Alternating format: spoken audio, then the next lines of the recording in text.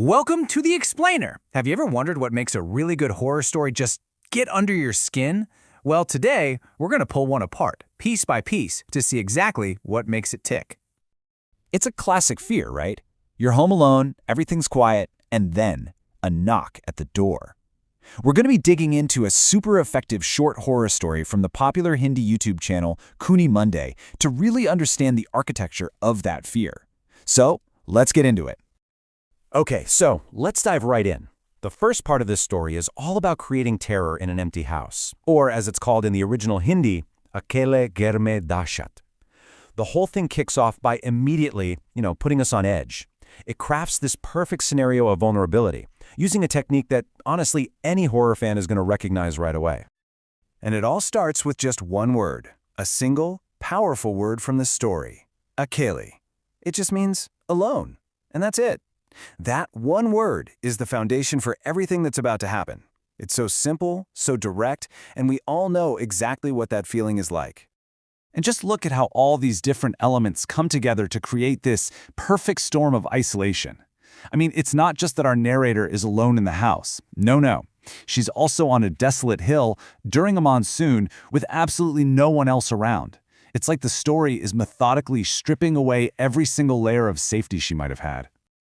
Okay, so that brings us to our second section, unseen danger at the door, or Undekha Khatra Darwaze Par. The atmosphere is now perfectly set, right? And this is when the story introduces an outside threat. And it does it so well, building tension not with what we see, but with what we hear, and maybe even more terrifying, what we can't see. And just notice the pacing here. It's so deliberate. I mean, a normal visitor, they ring once, maybe twice.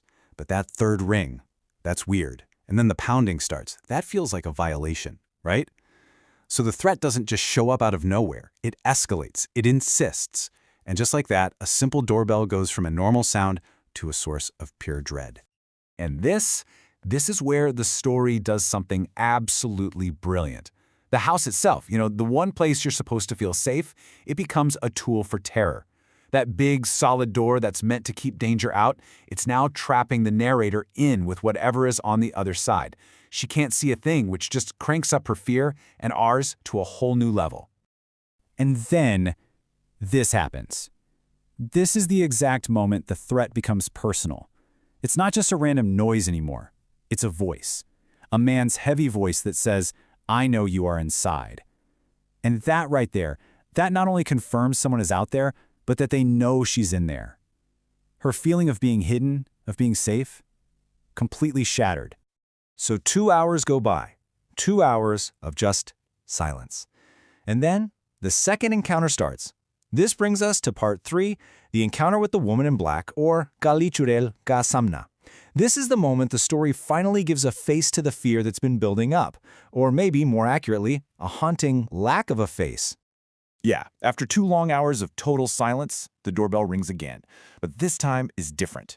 The narrator's mix of curiosity and, let's be real, pure terror makes her do something else. She doesn't go anywhere near the door. Instead, she creeps over to the piano room window to try and get a look, to finally see who this visitor is from a safe distance. The way the horror is built here is just so clever. It's all in the details. See, we don't see some kind of monster. We just see a woman. But the way she's described, it's designed to be so unsettling. Her face is totally hidden by her hat, which creates this black void where a face should be, and our minds just rush to fill that in with something scary. And then, poking out of that darkness, you get these 2 incredibly jarring details, these shining bright red lips and a terrifyingly wide smile. Now, get this. Here's a really interesting detail. The woman isn't actually alone. There's a tall, serious-looking guy in a black suit right there with her. I mean, he's the one who should probably seem threatening, right? But the narrator is crystal clear. She's not afraid of him. All of her fear, every bit of it, is focused entirely on the smiling woman. So why is that? Why is a smile scarier than a serious face in a situation like this? Well, think about it. A smile is supposed to be friendly, welcoming, safe. But here, it's completely out of place, right? It's just aimed at an empty doorway. When you take something familiar and positive and twist it like that, it becomes what's known as uncanny. It's a smile with no reason, in a place where it just doesn't belong. And that is what makes it so unbelievably terrifying. So the whole encounter is actually really brief. Nobody answers the door, so they just leave.